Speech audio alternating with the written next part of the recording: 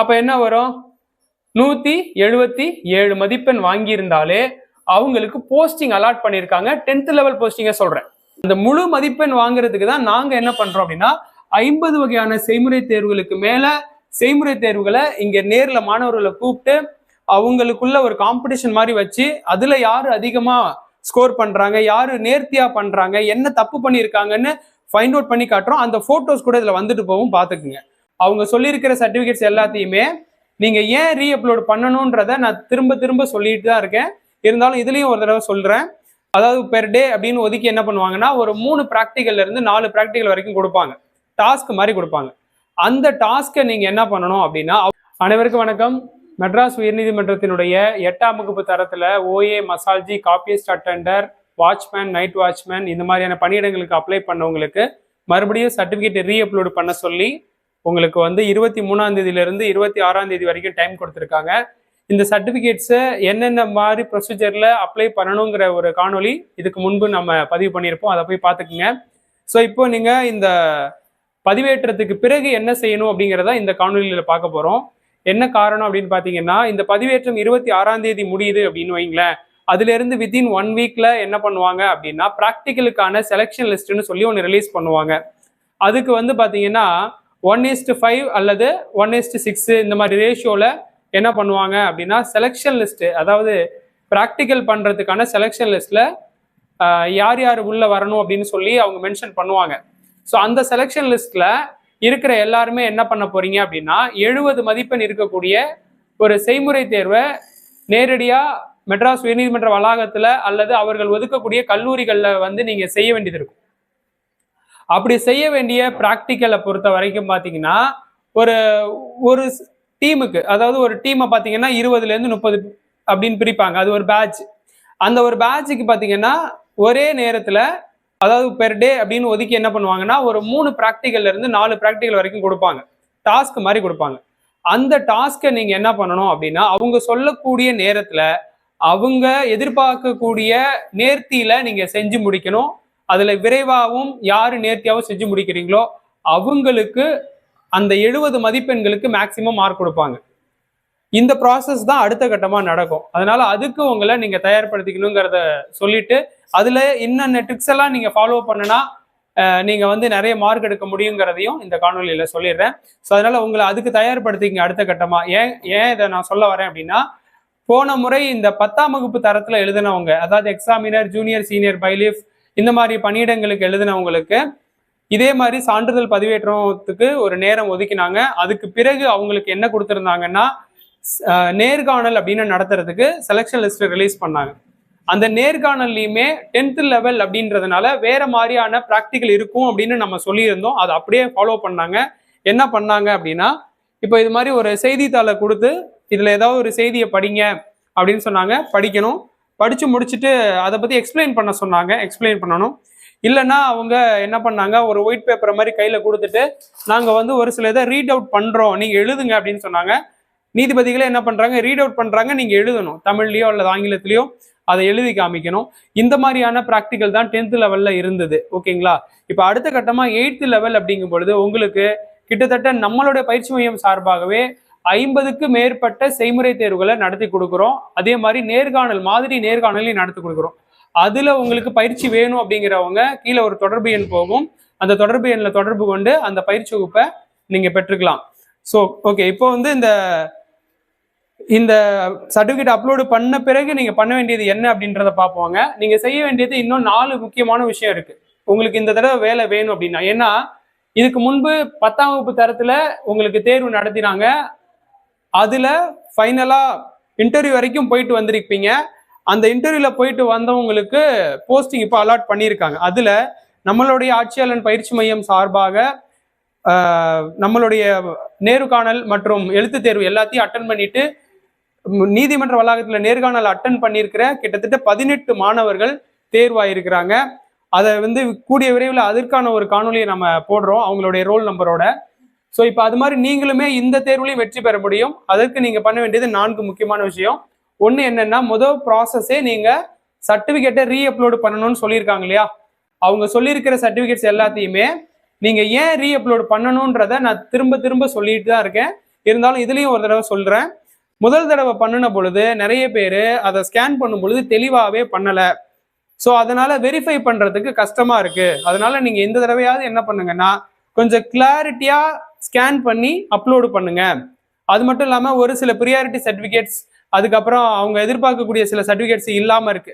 அந்த சர்டிபிகேட்ஸ் இன்னும் upload பண்ணாதவங்களும் minimum secure score, அதாவது பார்ட் ஏல 20, பார்ட் பில 20, இதுக்கு மேற்பட்டு எடுத்தவங்க எல்லாருமே அப்ளை பண்ணுங்க அப்படின்னு சொல்லியிருக்காங்க. இதற்கு மேற்பட்டு எடுத்தவங்க எல்லாரையும் அப்ளை பண்ண சொன்னதுனால எல்லாரையும் செலெக்ஷன் லிஸ்ட்ல செய்முறை தேர்வு கூப்பிடுவாங்கன்றதை எதிர்பார்க்காதீங்க. ஏன்னா இதுல இருந்து அவங்க ஃபில்டர் பண்ணுவாங்க. இதுல இருந்து மேக்சிமம் அதிகமா யார் யார் ஸ்கோர் பண்ணியிருக்காங்க அவங்கள தான் செய்முறை தேர்வு கூப்பிடணும்னு சொல்லி தான் முடிவெடுப்பாங்க. ஓகேங்களா? அதனால நீங்க இப்போ பண்ண வேண்டியதே, நாளைக்கு சான்றிதழ் மறுபதிவேற்றம் ஆரம்பிக்குது, 26ஆம் தேதி முடியுது. அதுக்குள்ள அவங்க கேட்கிற சான்றிதழ்களை நீங்க கிளியரா ஸ்கேன் பண்ணி பதிவேற்றம் செய்ய வேண்டியது உங்களோட முதல் வேலை. ரெண்டாவது வேலை என்ன அப்படின்னா, நீங்க செய்முறை தேர்வுக்கான செலெக்ஷன் லிஸ்ட்ல உங்க பேர் எதிர்பார்க்கலாம். அப்படி எதிர்பார்க்கும் பட்சத்துல ஒரு 80 மதிப்பெண்களுக்கு மேல இருக்கிறவங்களுக்கு நிச்சயமா கூப்பிட வாய்ப்பு இருக்கு. என்ன காரணத்தினால அப்படி சொல்றோம்னா, இந்த முறை இந்த 10th லெவல் ரிசல்ட் போட்டப்ப பாத்தீங்கன்னா 170 மார்க்குக்கு எழுத்து தேர்வு வச்சிருந்தாங்க. அதுக்கப்புறம் இன்டர்வியூல 30 மார்க் கொடுத்தாங்க. அப்ப 200 மார்க் ஒருத்தர் எடுத்துக்கணும் இல்லையா? இந்த 200ல சில பேர் 156 மதிப்பெண் எழுத்து தேர்வுல வாங்கியிருந்தாங்க. இதுல வந்து பாத்தீங்கன்னா 30க்கு ஒரு 21 மார்க் வாங்கியிருந்தாங்கன்னு வச்சுக்கோங்களேன். அப்ப பிளஸ் 21 சேர்த்துக்குங்க. அப்ப என்ன வரும்? 177 மதிப்பெண் வாங்கியிருந்தாலே அவங்களுக்கு போஸ்டிங் அலாட் பண்ணியிருக்காங்க. 10th லெவல் போஸ்டிங்க சொல்றேன். அப்ப 200க்கு 177 அப்படிங்கிறது ஒரு ஹையஸ்ட் மார்க்கா இருக்கு. ஏன் அப்படி வந்து முடிவெடுத்திருப்பாங்கன்னு பாத்தீங்கன்னா, இது 200க்கு தானே மார்க் கால்குலேட் ஆகுது. அப்படி பாத்தீங்கன்னா இந்த முறை எழுத்து தேர்வுல ஒரு 75 இல்ல 80 மார்க் எடுத்திருக்கீங்க அப்படின்னா, ஏன்னா ஓஏ லெவல் எழுத்து தேர்வுங்கிறது 100 மதிப்பெண்களுக்கு தான் நடந்தது. மீதி 100 மதிப்பெண்கள் என்னவா இருந்திருக்கு அப்படின்னு பாத்தீங்கன்னா, அதை 2 செக்ஷனா பிரிச்சிருப்பாங்க. 70 மார்க்கு பிராக்டிக்கலுக்குன்னும் 30 மார்க்கு இன்டர்வியூக்குன்னு பிரிச்சிருக்காங்களா? அப்ப ஒருவர் எழுத்து தேர்வுல ஒரு 80 மதிப்பெண் தான் எடுத்திருக்கீங்க, 75 தான் எடுத்திருக்கீங்கன்னு வச்சுக்கோங்களேன். இப்ப 80 நம்ம குறைஞ்சபட்சமா எடுத்துக்கிறோம்னு வச்சுக்கோங்க. அப்ப நீங்க போய் செய்முறை தேர்வுல ஒரு 50 வகையான பிராக்டிஸ் நாம கொடுக்குறோம். அவங்க உங்களுக்கு தரப்போறது வந்து பாத்தீங்கன்னா 3 டாஸ்க் தான் தருவாங்க. அந்த 3ல இருந்து 4 டாஸ்க்குள்ள என்ன பண்ணி முடிக்கணும் அப்படின்னா 70 மார்க்குக்கு அவங்க கால்குலேட் பண்ணுவாங்களா? அப்போ நீங்க அதுல மேக்சிமம் 65 வாங்க ட்ரை பண்ணணும். இப்ப நம்மளோட ஸ்டூடெண்ட்ஸ் நிறைய பேர் இந்த 10th லெவல்ல இன்டர்வியூ ப்ராசஸ்ல 30 மார்க் வாங்க வேண்டியது இருந்ததுல, இதுல நம்ம ஸ்டூடெண்ட்ஸ் பாத்தீங்கன்னா 27 வரைக்கும் ஹையஸ்டா வாங்கியிருக்காங்க. இன்டர்வியூ மார்க்க சொல்றேன், 30க்கு 27 வரைக்கும் ஹையஸ்டா வாங்கியிருக்காங்க. மினிமமா பாத்தீங்கன்னா 13 மார்க் கூட போட்டிருக்காங்க. ஆனா அவங்களுக்கும் போஸ்டிங் கிடைச்சிருக்கு. அதனால இப்ப நீங்க என்ன பண்ண வேண்டியது இருக்கு, 80 மதிப்பெண் வந்து எழுத்து தேர்வுல வாங்கியிருக்கீங்கன்னா மீதி வந்து இதுல ஒரு 70 இருக்கு, நேர்காணல்ல ஒரு 30 இருக்கு. ஓகேங்களா? அப்ப 100 மதிப்பெண் இருக்கு. அப்ப நீங்க நேர்காணலும் செய்முறை தேர்விலும் 100க்கு 100 எடுக்கிறீங்கன்னு வச்சுக்கலாமே. அப்ப உங்க ஸ்கோர் மொத்தம் பாத்தீங்கன்னா 200க்கு 180 மாறுமா? அப்ப ஆட்டோமேட்டிக்கா உங்களுக்கு போஸ்டிங் கொடுப்பாங்க. அதனாலதான் இதை நான் சொல்றேன், 80 மதிப்பெண்களுக்கு மேல இருக்கிறவங்க, 75 மதிப்பெண்களுக்கு மேல இருக்கிறவங்களுக்கு கூட வாய்ப்புகள் இருக்கு. அதனால அவங்க எல்லாருமே செய்முறை தேர்வுக்கு தயாராயிடுங்க. செய்முறை தேர்வுல நீங்க வாங்க வேண்டிய மதிப்பெண், முழு மதிப்பெண் வாங்குறதுக்கு முயற்சி எடுக்கணும்.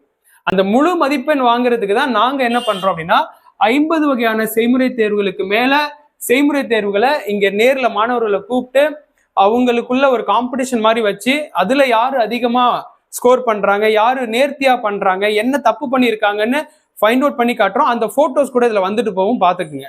ஓகேங்களா? அது மாதிரியான பிராக்டிஸ் வேணுங்கிறவங்க நம்மளை தொடர்பு கொள்ளுங்க. அதனால செய்முறை தேர்வுல நீங்க 70க்கு 65 வாங்கியே ஆகணும், கட்டாயம். இது பாத்துக்குங்க. அடுத்தது என்ன பண்ணணும்னா, உங்களுக்கு நேர்காணல் இருக்கும்.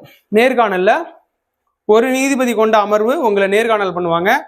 அந்த நேர்காணல்ல நீதிபதிகள் எப்படி வேணாலும் கேள்வி கேட்பாங்க. நீதித்துறையை பத்தி கேட்பாங்க, இப்போ சமீபத்திய நிகழ்வுகள் பத்தி கேட்பாங்க. அதுக்கப்புறம் பாத்தீங்கன்னா சமயோஜித கேள்விகள் பத்தி கேட்பாங்க. இது ஒரு ஓஏ லெவல் வேலைங்கிறதுனால மேக்சிமம் சமையல் குறிப்புகள் சம்பந்தமான கேள்விகள், வீட்டு நிர்வாகம் சம்பந்தமான கேள்விகள் இதெல்லாமே கூட இருக்கும். அதாவது பிரசன்ஸ் ஆஃப் மைண்ட் கொஸ்டின்ஸ் கூட இருக்கும். அதை எப்படி நீங்க அப்ரோச் பண்றீங்கிறது தான் உங்களுக்கு அந்த 30 மதிப்பெண்கள் போடுறதுக்கு ஹெல்ப் பண்ணும். ஓகேவா? இப்ப நம்மளுடைய ஸ்டூடெண்ட்ஸ்க்கு நிறைய பேருக்கு இந்த நேர்காணல நடந்த ஒரு எக்ஸ்பீரியன்ஸை நான் சொல்றேன். அதாவது நீதிபதிகள் முன்னாடி போய் பதில் சொல்ற விதம் இருக்கு பாத்தீங்களா, அந்த அப்ரோச்சஸ் உங்களுக்கு மார்க்கை இன்க்ரீஸ் பண்ணி கொடுக்கும். சில இடத்துல உங்களுக்கு பதில் தெரியலனாலும், சாரி சார் இது எனக்கு தெரியாததுக்கு நான் வருத்தப்படுறேன், இனிமே இதை தெரிஞ்சுக்கிறேன் சார் அப்படின்ற மாதிரி ஒரு பொலைட்டான பதில தான் அவங்க எதிர்பார்ப்பாங்களே தவிர, தெரில சார் அப்படின்ட்டு நம்ம பாட்டும் போயிடக்கூடாது. ஓகேங்களா? அதனால சொல்றேன், அந்த மாதிரி எல்லாம் நீங்க கத்துக்க வேண்டியது இருக்கும். ஸோ அதனால இந்த நேர்காணலுக்கு 30 மதிப்பெண் கொடுக்க போறாங்களா, நீங்க எடுக்க வேண்டியது 25வது மினிமம் எடுத்தாகணும். ஓகேங்களா? அப்ப 30க்கு இதுல 25 எடுக்க போறீங்க, இதுல 70க்கு 65 இன்னும் வெளியில இருக்கு உங்களோட மார்க். ஸோ இந்த ப்ராசஸை தாண்டினீங்கன்னா தான் உங்களால இந்த போஸ்டிங்ல போய் உட்கார முடியும். ஓகேங்களா? இந்த கடைசி பாயிண்ட், அந்த 4வது பாயிண்ட் என்னன்னா, பணிவா நடந்துக்கிறீங்களாங்கிறத நேர்காணல்ல அவங்க கண்டிப்பா செக் பண்ணுவாங்க. உங்ககிட்ட பணிவு இருக்கா அப்படின்றது கண்டிப்பா செக் பண்ணுவாங்க. நம்ம பல முறை சொல்லியிருக்கோம், இப்படி ஒரு பேனாவை எடுத்து எழுதிட்டு இருக்காரு, இல்ல டேபிள் ஏதோ ஒன்று எடுக்க வராரு, அது கீழே விழுந்துருதுன்னு வச்சுக்கோங்க, நீங்க அப்போ எக்ஸ்கியூஸ் கேட்டு எழுந்திருச்சு அந்த டூல்ஸை எடுத்து கொடுக்கணும். இதெல்லாம் சொல்லாமலே செய்யறாரு அந்த நபர் அப்படின்னு எல்லாம் எதிர்பார்ப்பாங்க. அந்த மாதிரி வேற என்னென்ன வேணாலும் அவங்க ட்ரைனிங் கொடுக்க பார்ப்பாங்க, ப்ராக்டிஸ் கொடுக்க பார்ப்பாங்க. அந்த ஆன் த ஸ்பாட்ல ஏதாவது உங்களை கிரிட்டிக்கலா யோசிக்கிறாரா, அதாவது ஒரு விஷயத்த செய்யறதுக்கு மலைப்பு பார்க்காம இருக்கிறாரா, இதெல்லாம் யோசிப்பாங்க. இதெல்லாம் நீங்க பண்ணணும். இந்த பணிவுக்கு வேணா இன்னொரு உதாரணத்தையும் சொல்றேன். அதாவது நம்மளுடைய மாணவர் ஒருவர் வந்து நேர்காணல் அட்டன் பண்ணிட்டு இருக்காரு. அவருக்கு ஒரு வினா வந்து நீதிபதி கேட்கிறாங்க, என்னன்னா இந்தியாவுடைய மிக உயரமான சிகரம் எதுப்பா அப்படின்றாங்க. அதுக்கு நம்ம மாணவர் என்ன பண்றாங்க, சரியான பதிலா காட்வின் ஆஸ்டின், ஏன்னா இந்தியாவோட உயரமானது அப்படின்னு சொல்றாங்க. நீதிபதி என்ன சொல்றாங்க, இல்லையே அதாவது கஞ்சன்ஜங்கா தானே அப்படின்றாங்க. நம்ம மாணவர் ஒரு செகண்ட் கூட யோசிக்கல, சாரி சார் தெரியாம சொல்லிட்டேன், தெரிஞ்சுக்கிறேன் அப்படின்னு சொல்லிட்டு வந்துட்டாங்க. இப்போ அவங்க செலக்ட் ஆயிட்டாங்க. ஆனா இப்போ உங்களுடைய பதில யோசிச்சு பாருங்க, நீங்க சொன்ன பதில் கரெக்ட் தான், K2 தான் கரெக்ட், கஞ்சன்ஜங்கா தான் இந்தியாவுடைய ஹையஸ்ட் பீக். அவங்க சொன்ன கஞ்சன்ஜங்கா இந்தியாவோட ஹையஸ்ட் கிடையாது. அப்போ நம்ம அந்த இடத்துல போய் என்ன பண்ண முடியும், அவங்கள்ட்ட ஆர்கியூ பண்றதா, இல்லை மேடம் நீங்க சொன்னது தப்பு, இல்லை சார் நீங்க சொன்னது தப்பு, நான் சொல்றதுதான் கரெக்ட், இங்க பாருங்க நான் எவிடன்ஸே காட்டுறேன் அப்படின்னு கொண்டு புக்கை காட்டுவீங்களா? அந்த இடத்துல நீங்க ஆர்கியூ பண்ணாம இருக்கீங்களா, பணிவா இருக்கீங்களா, அதை கண்டிப்பா மெஷர் பண்ணுவாங்க. அதுக்காக கூட அந்த வினாவை அவங்க எழுப்பி இருக்கலாம். அதாவது நம்ம தப்பா சொல்லுவோம், அந்த தப்பா சொல்றதுக்கு இவங்க ஏதாவது எதிர்த்து பேசுறாங்களான்னு பார்ப்போம், அப்படி கூட செக் பண்றதுக்கு அந்த வினாவை கேட்டிருக்கலாம். ஆனா இப்ப அவங்க செலக்ட் ஆயிருக்காங்க, அவங்களுக்கு போட்ட இன்டர்வியூ மார்க் பாத்தீங்கன்னா 26 மார்க் போட்டாங்க. ஓகேங்களா? ஸோ அதனால இந்த பணிவு உங்கள்கிட்ட இருக்காங்கிறத எந்த ஆங்கிள் வேணாலும் அவங்க செக் பண்ண முன் வருவாங்க. அதுக்கப்புறம் பொறுமையா நடந்துக்கிறீங்களா, உங்களை பேச வைக்கிறாங்க அப்படின்னா நீங்க அந்த இடத்துல எப்படி பேசுவீங்க, கடகடன்னு அவங்க பாட்டு பேசிட்டு போகக்கூடாது இல்லையா? இப்போ ஒரு ஜட்ஜஸ் எப்படி எதிர்பார்ப்பாங்கன்னா, நீதிபதி வாதாடும் பொழுதோ அல்லது ஒரு வாதி பிரதிவாதிக்கு எதிரில் வாதம் நடக்கும் போதோ அவங்க வந்து சொல்ல வேண்டிய விஷயத்த தெளிவா சொல்லணும்ல. அப்ப தெளிவு இருக்குதா அவங்கள்ட்ட, அந்த பொறுமையோட அவங்க ஹேண்டில் பண்றாங்களா அப்படிங்கறது ஒன்று எதிர்பார்ப்பாங்களா? அதுக்கப்புறம் பாத்தீங்கன்னா நிறைய பேருக்கு இந்த பொறுமையில இன்னொரு விஷயத்த நாம உங்களுக்கு சொல்ல வேண்டியது இருக்கு. மற்ற துறை தேர்வுகளை போல இது என்ன ஆகல அப்படின்னா ரொம்பலாம் டைம் எடுக்கலங்க. அதாவது 11வது மாசம் எழுத்து தேர்வு எழுதிட்டு இன்னைக்கு நாம 4வது மாசத்துல இருக்கோம். கிட்டத்தட்ட 5 மாதத்துல உங்களுக்கான போஸ்டிங்கே போட்டாங்க. ஸோ இது ஒரு விரைவான ப்ராசஸ் தான். இந்த விரைவான ப்ராசஸை கூட நம்ம என்ன பண்றோம் அப்படின்னா, ஏன் இவ்வளவு டிலே பண்றாங்க, ஏன் இவ்வளவு டிலே பண்றாங்கன்னு கேள்வி மேல கேள்வி கேட்கிறோம். ஓகேங்களா? அப்ப உங்கள்கிட்ட ஒரு பொறுமை இல்லை அப்படிங்கிற விஷயம் தெரியுது இல்லையா? அதனால ஒரு தேர்வை வந்து அப்ரோச் பண்றீங்க அப்படின்னா அவங்களுக்கு நிறைய ப்ராசஸ் இருக்கும். அந்த ப்ராசஸை யோசிச்சு பாருங்க. ஒரு அரசு ஊழியரா நீங்க ஆன பிறகு உங்களை வந்து யாருமே வேலை வந்து செய்யறாங்களா இல்லையான்னு தெரியலன்னு சொன்னா நீங்க அந்த இடத்துல இருந்து செஞ்சிருப்பீங்களா? அப்போ உங்களுக்கு தெரியும், என்ன தெரியும், நாம எவ்வளவு வேலை செய்யறோம்னு அவங்களுக்கு எப்படி தெரிய போகுது, நம்ம அவ்வளோ வேலை செய்யறோம், அவ்வளோ பேரோட வேலை இழுத்து போட்டு செய்யறோம் அப்படின்னு தோணதான் செய்யும். அதனால இந்த இடத்துல நேர்காணல்லையும் பொறுமை அவசியம், தனிப்பட்ட வாழ்க்கையிலையும் நமக்கு பொறுமை அவசியம். அந்த தனிப்பட்ட வாழ்க்கையில இருக்கிற பொறுமை தான் நேர்காணல்ல பிரதிபலிக்கும். அதை அவங்க செக் பண்றதுக்கு எப்படி வேணாலும் கொஸ்டின்ஸ் முன் வைப்பாங்க. ஸோ அதுக்கப்புறம் பொறுப்புணர்வு இருக்கா? இப்போ நீங்க வந்து உட்கார்ற இடத்துல ஏதாவது டஸ்ட் இருக்கு, அதாவது ஒரு பேப்பர் கிழிச்சு போட்டு போயிருக்காங்க யாராவது, இல்ல அவங்களே வந்து கிழிச்சு போட்டு வச்சிருக்காங்க செக் பண்றதுக்காக, நாமளா கிழிச்சு போட்டோம், நமக்கு அந்த ரெஸ்பான்சிபிலிட்டி இல்லை, யார் கிழிச்சு போட்டாங்களோ அவங்களே வந்து எடுக்கட்டும் அப்படின்னு இல்லாம நாம எடுத்து அதை டஸ்ட்பின்ல த்ரோ பண்ணிட்டு போறோமா, அந்த பொறுப்புணர்வு அவருக்கு இருக்கா? இந்த இடத்துக்கு வந்திருக்காரு, இந்த வேலையை தான் செய்யணுன்ற ஒரு மனநிலைமையோட வந்திருக்காரா, இல்ல இந்த வேலைக்கெல்லாம் நான் வரல, நான் வந்திருக்கிறது இன்டர்வியூ அட்டன் பண்ணாதான் அதை முடிச்சுட்டு நான் போறேன் அப்படின்ற ஒரு மனநிலையோட வந்திருக்காரான்னு கூட அவங்க செக் பண்றதுக்கு, பொறுப்புணர்வு செக் பண்றது கூட அந்த இடத்துல ஏதாவது ஒரு ஆன் த ஸ்பாட்ல ஒரு ஐடியாவை அவங்க அப்ளை பண்ணியிருக்கலாம். அதையும் நீங்க வந்து உள்வாங்கி ஓகே இது கூட நம்மளுக்கான ஒரு செக்கா இருக்கும், அதனால இதையும் நம்ம ஹேண்டில் பண்ணணும் அப்படின்னு நினைச்சு கூட நீங்க அந்த விஷயத்த வந்து அப்ரோச் பண்ணியிருக்கணும். ஸோ இது எல்லாம் தான் உங்களுக்கு வேலை வாங்கி கொடுக்கும். இந்த மாதிரி சின்ன சின்ன விஷயத்த கத்துத்தரது நம்ம பயிற்சி மையம் பண்ணிட்டு இருக்கோம். அதனால இதுல உங்களுக்கு 8th லெவல்ல நிறைய பேருக்கு வேலை கிடைக்கிறதுக்கு இதே வருஷத்துல நிறைய சான்சஸ் இருக்கு. அதனால ஒவ்வொருத்தரும் இந்த தடவையாவது இந்த 8th லெவல் வேலையில போய் உட்கார்ந்துட்டு உங்களுடைய ஒரு லைஃபோடைய செக்யூரிட்டின்றத பாத்துக்குங்க. ஸோ இது மாதிரி அடுத்த ஒரு பயனுள்ள ஒரு தகவலோடு உங்களை சந்திக்கிறேன். நன்றி, வணக்கம்.